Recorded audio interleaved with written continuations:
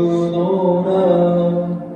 세상 나는 나를 변화 두려워 마라. 샬롬 샬롬 샬롬 샬롬 샬롬 샬롬. 내니 두려워 말아라. 나의 아들 나의 나라 안심하라.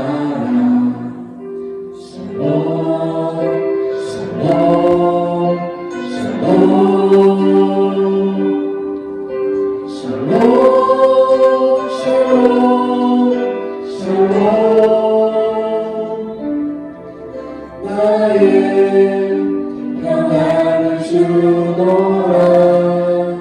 세상 많은 나의 평안 두려워 마라.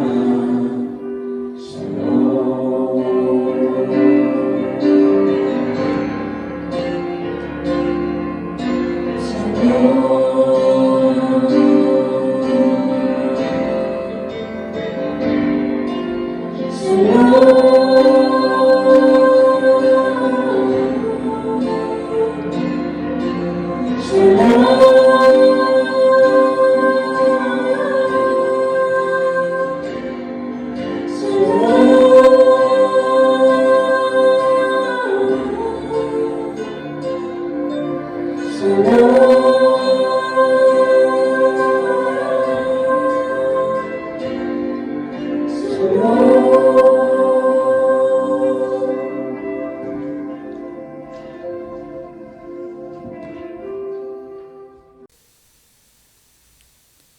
여호와여, 주의 장막에 머무를 자 누구오며 주의 성산에 사는 자 누구오니까? 정직하게 행하며 공의를 실천하며 그의 마음에 진실을 말하며 그의 혀로 남을 허물하지 아니하고 그의 이웃에게 악을 행하지 아니하며 그의 이웃을 비방하지 아니하며 그의 눈은 망령된 자를 멸시하며 여호와를 두려워하는 자들을 존대하며 그의 마음에 서원한 것은 해로울지라도 변하지 아니하며 이자를 받으려고 돈을 꾸어주지 아니하며 뇌물을 받고 무죄한 자를 해하지 아니하는 자이니 이런 일을 행하는 자는 영원히 흔들리지 아니하리이다. 아멘. 사도신경으로 우리의 신앙을 고백하겠습니다. 전능하사 천지를 만드신 하나님 아버지를 내가 믿사오며 그 외아들 우리 주 예수 그리스도를 믿사오니 이는 성령으로 잉태하사 동정녀 마리아에게 나시고 본디오 빌라도에게 고난을 받으사 십자가에 못 박혀 죽으시고 장사한 지 사흘 만에 죽은 자 가운데서 다시 살아나시며 하늘에 오르사 전능하신 하나님 우편에 앉아 계시다가 저리로서 산자와 죽은 자를 심판하러 오시리라. 성령을 믿사오며 거룩한 공예와 성도가 서로 교통하는 것과 죄를 사하여 주시는 것과 몸이 다시 사는 것과 영원히 사는 것을 믿사옵나이다. 아멘. 기도하겠습니다. 사랑과 은혜와 진리가 충만하신 아버지 하나님, 주일 예배를 맞이하여 존귀와 영광을 올려드립니다. 십자가의 성호를 찬양하고 예수 그리스도의 십자가의 보혈로 새 생명을 허락하셨으니 그 은혜로 인해 감사함이 충만케 하여 주시옵소서.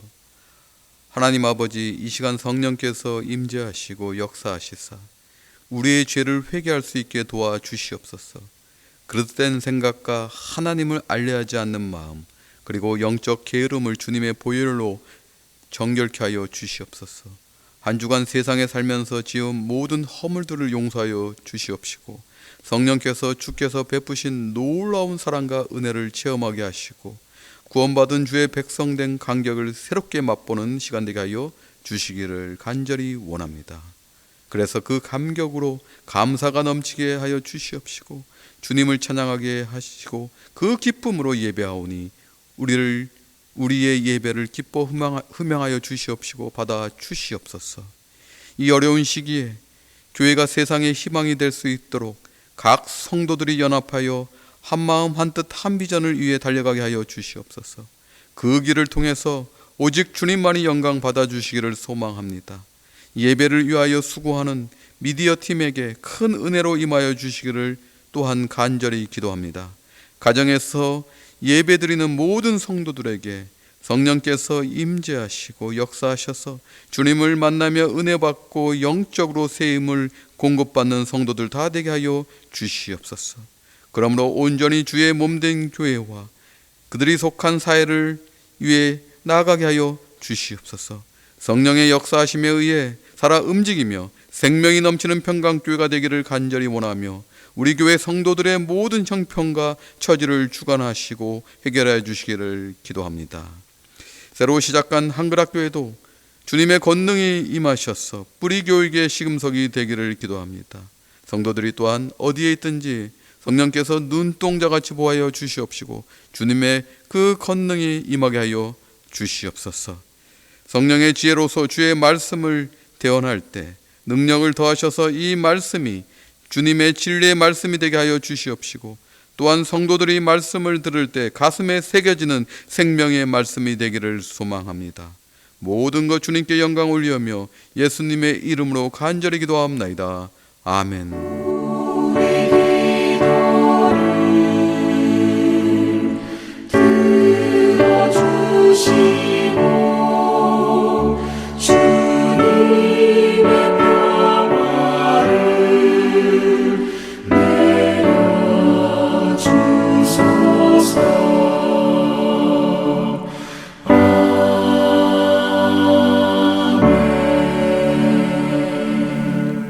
오늘 성경 말씀은 요한일서 4장 19절에서 21절까지 말씀입니다.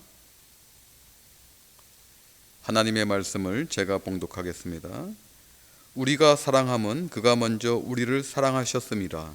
누구든지 하나님을 사랑하노라 하고 그 형제를 미워하면 이는 거짓말하는 자니 보는 바 그 형제를 사랑하지 아니하는 자는 보지 못하는 바 하나님을 사랑할 수 없느니라. 우리가 이 계명을 주께 받았나니 하나님을 사랑하는 자는 또한 그 형제를 사랑할지니라. 아멘.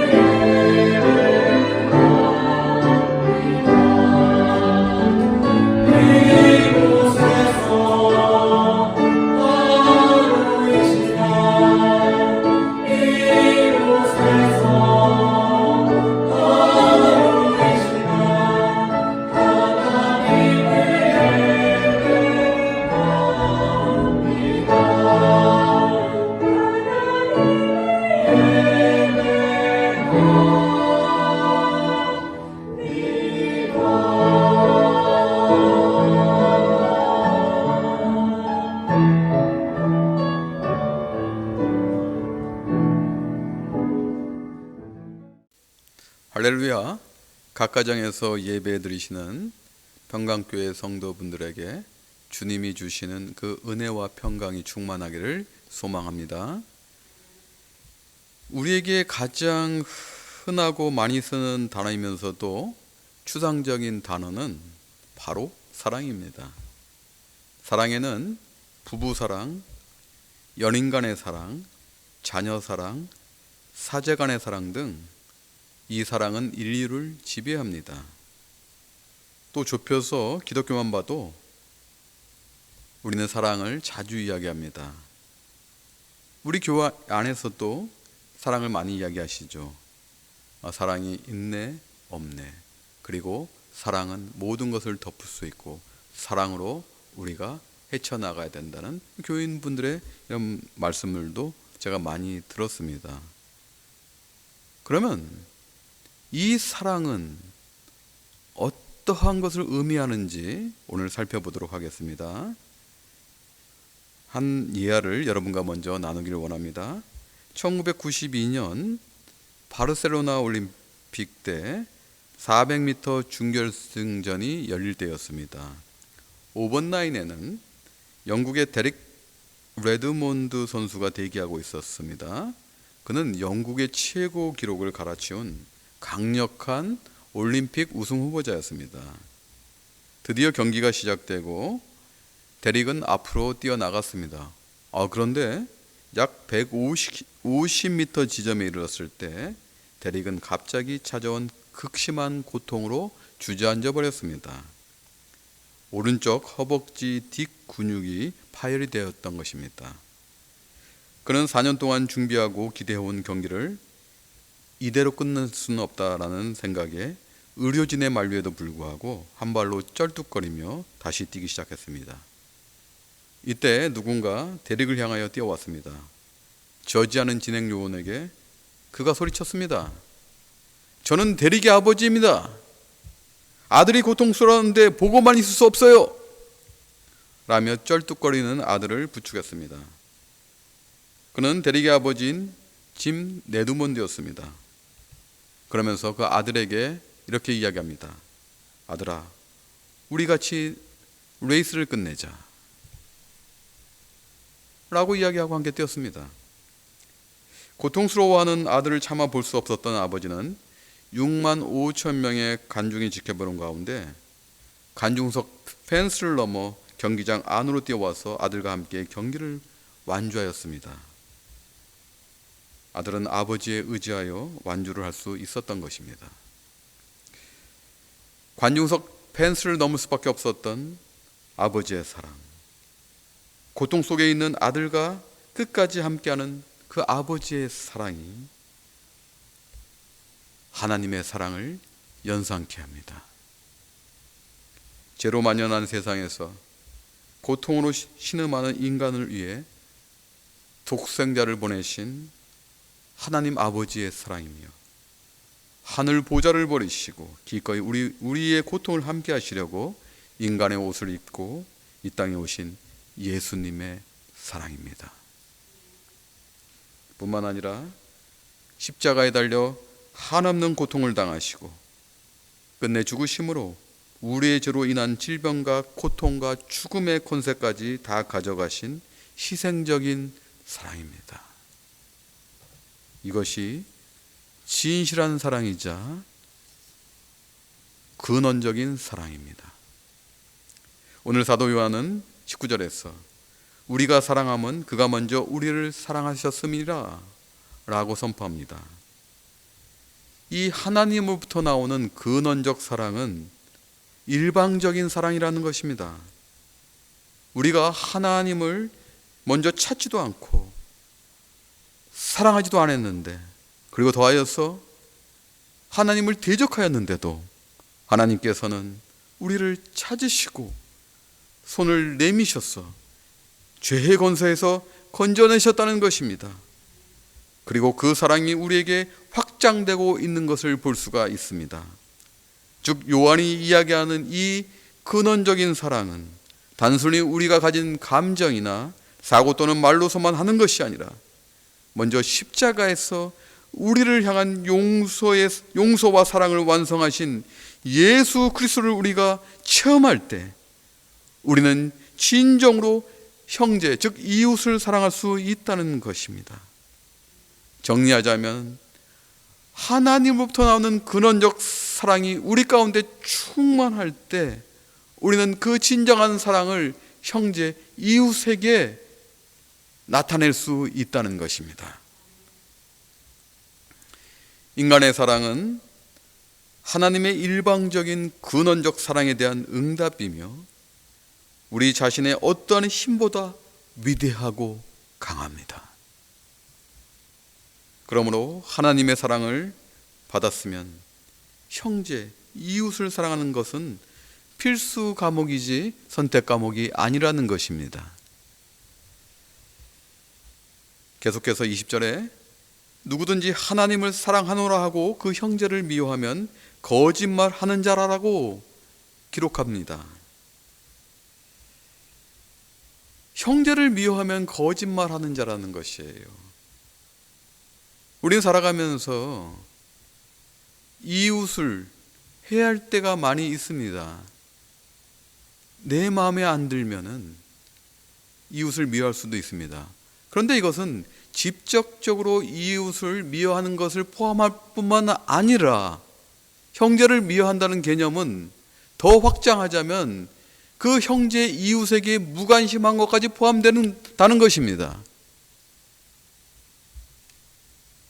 어떻게 보면은 사랑의 반대는 미워하는 것뿐만 아니라 무관심도 포함되고 있다는 것입니다.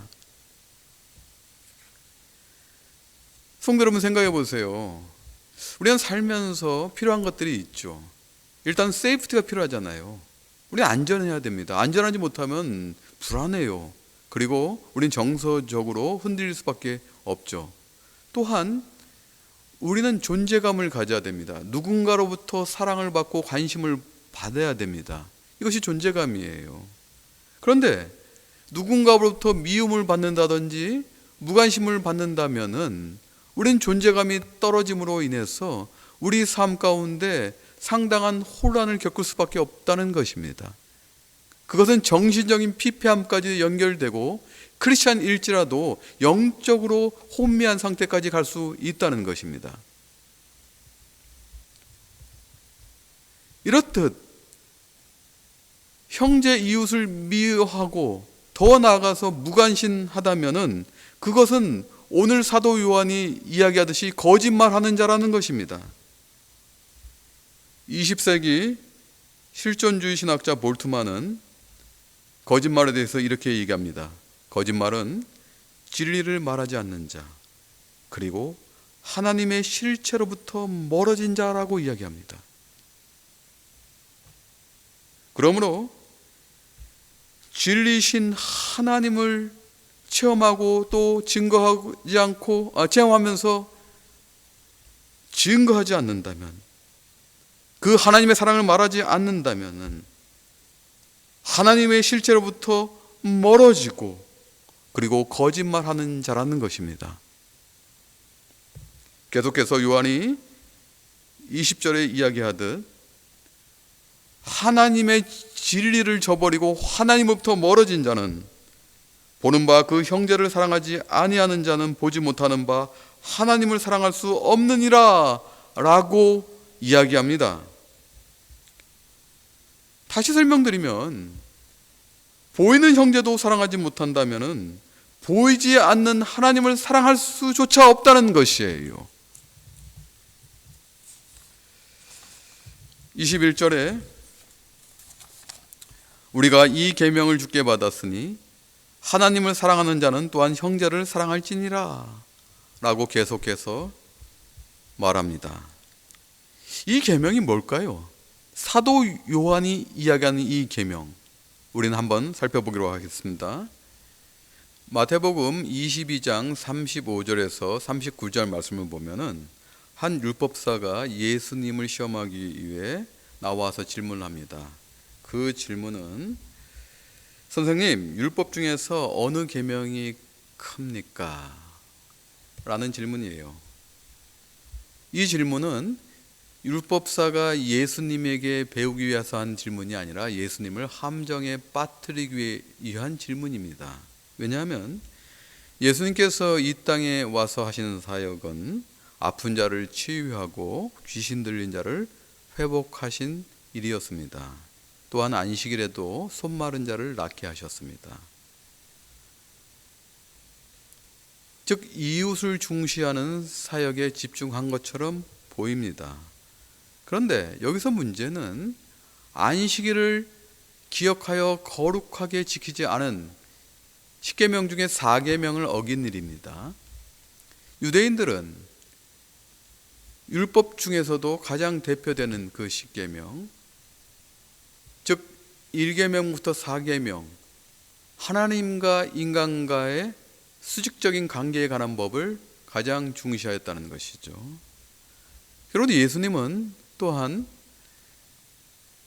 죄로 인해 병에 걸린 사람들을 치유하시고 그 죄를 사하는 권세를 행하셨습니다.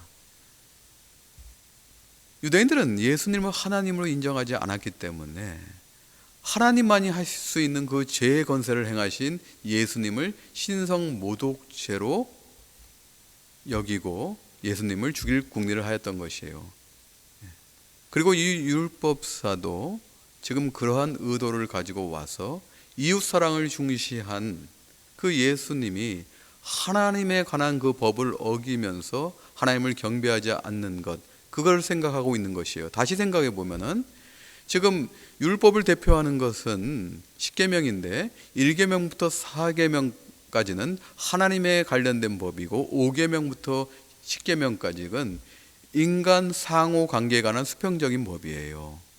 크게 지금 두 계명으로 나눠질 수 있는데 예수님께서 만약에 2계명이 옳다 하면은 2계명이 어긴 것이고 2계명이 크다 하면 2계명을 또 어기게 된다는 것입니다. 율법사는 이것을 노리고 지금 나온 것이에요. 그런데 예수님께서 아주 멋있는 답변을 하십니다.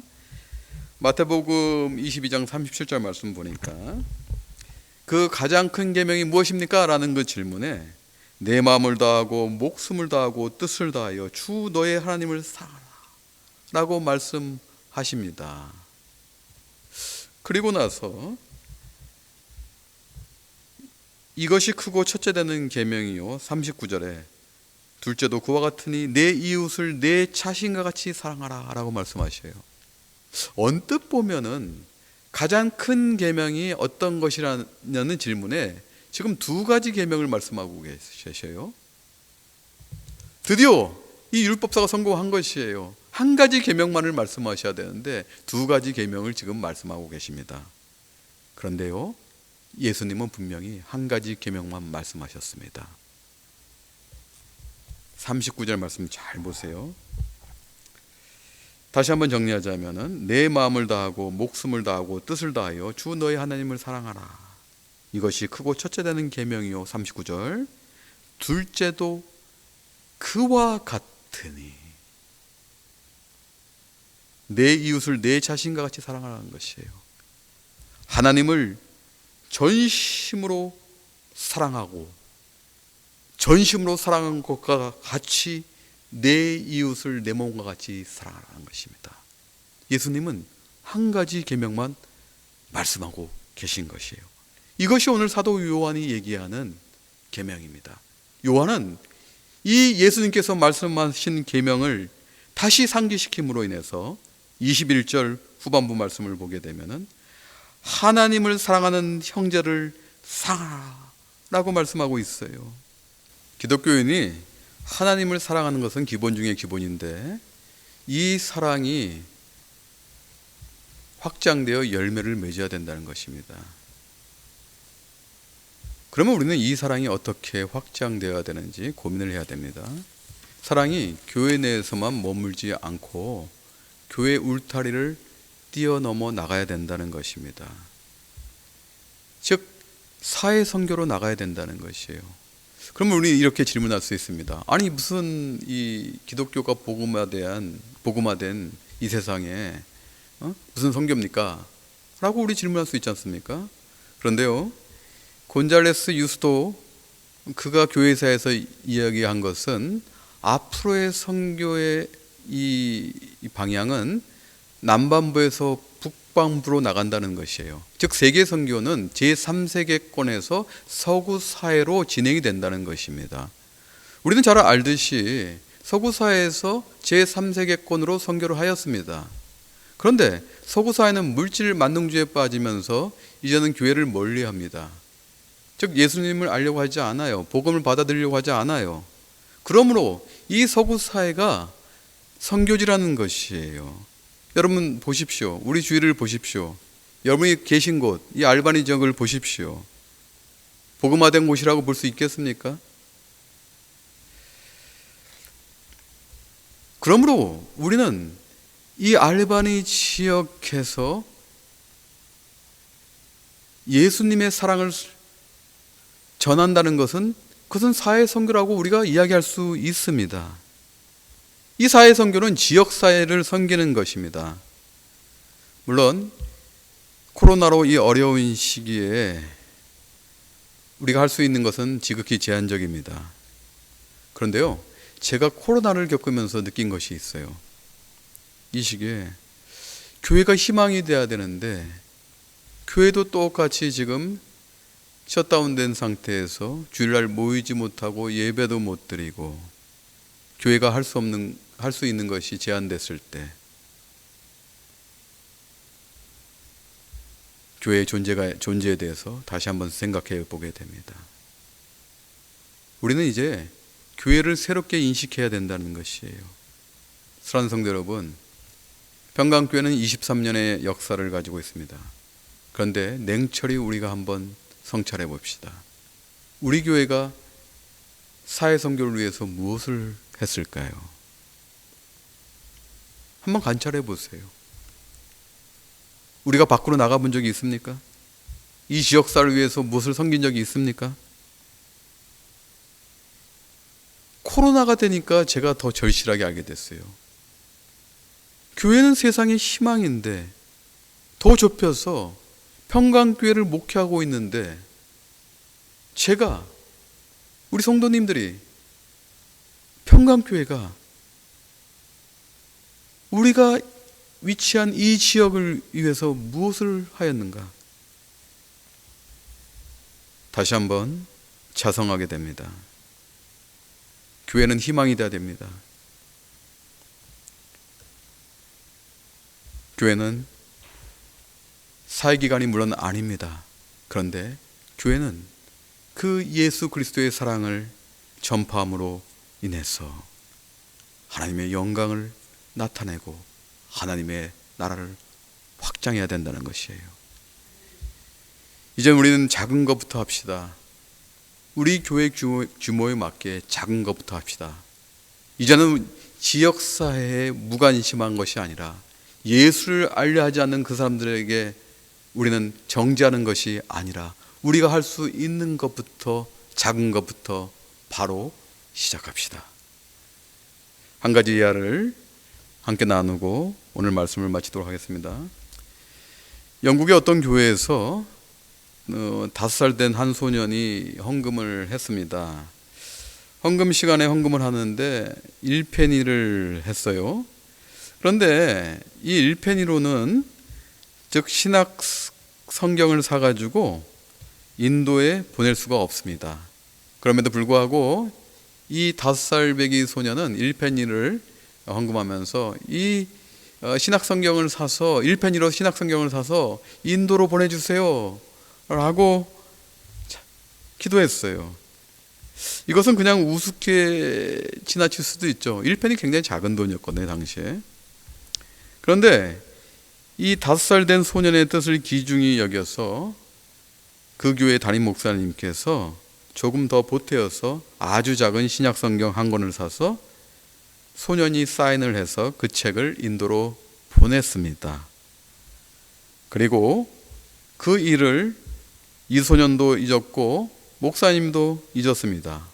그런데 놀라운 일이 벌어집니다. 20년이 지난 후 목사님이 이제 인도에 들려 어떤 한 마을을 방문하게 되었을 때 그 마을에 많은 사람들이 예수님을 믿고 참 진지하게 신앙생활을 하고 있는 모습을 봤습니다. 그래서 그 모습에 감동돼서 질문을 하였어요. 어떻게 이 마을에 복음이 전파되기 시작했습니까? 그 질문에 한 선교사님께서 이 마을을 찾아와서 작은 신약 성경 한 권을 건넨 것이 이 마을이 복음화된 기초라는 것이었어요.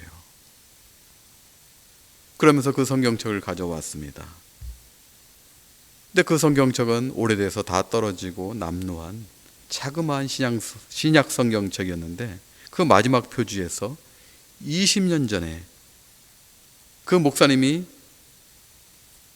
목회하던 교회에 그 5살 된 그 소년의 사인이 그대로 남아 있었던 것입니다.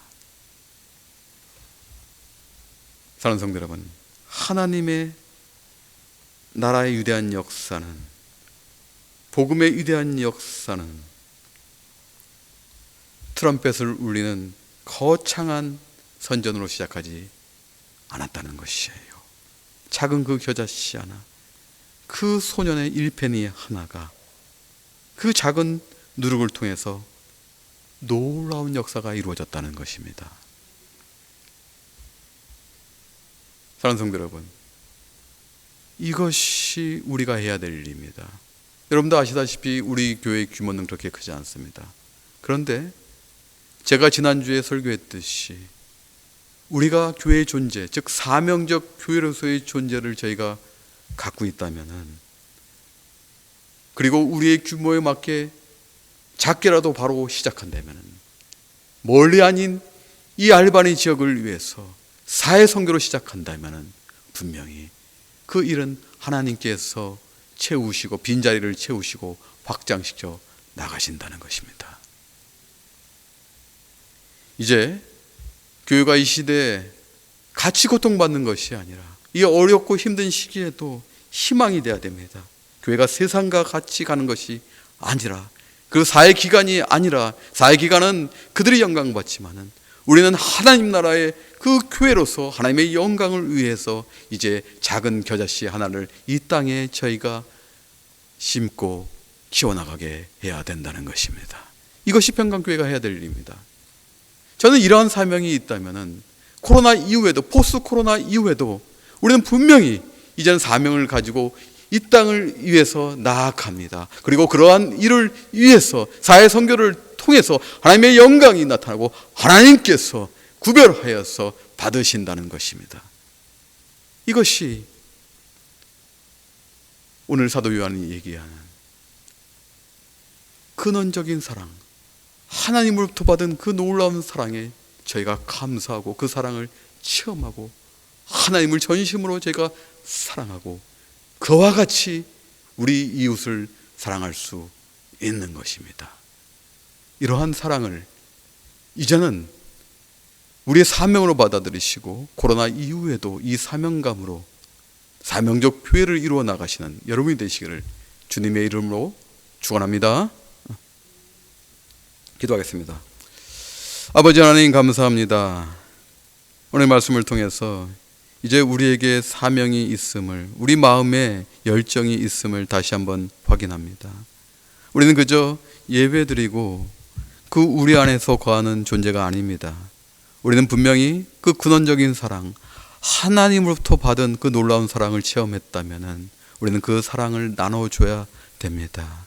우리가 속한 이 땅에서 우리는 나눠줘야 됩니다. 지금은 어렵고 힘든 시기지만은 우리는 기도하면서 한 마음 한 뜻, 한 비전을 가지고 이러한 일을 이루기 위해서 나아가야 됩니다. 이러한 역사를 이루어가는 평강교회와 성도님 되기를 간절히 소망하오며 예수님의 이름으로 기도하옵나이다. 아멘.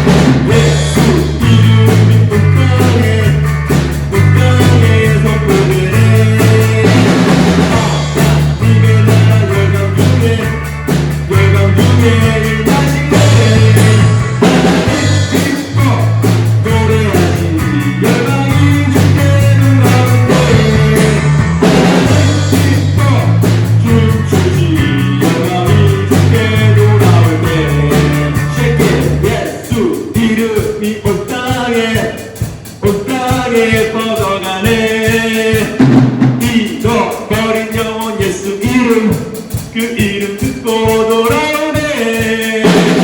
예수 이름이 온 땅에 선포되네.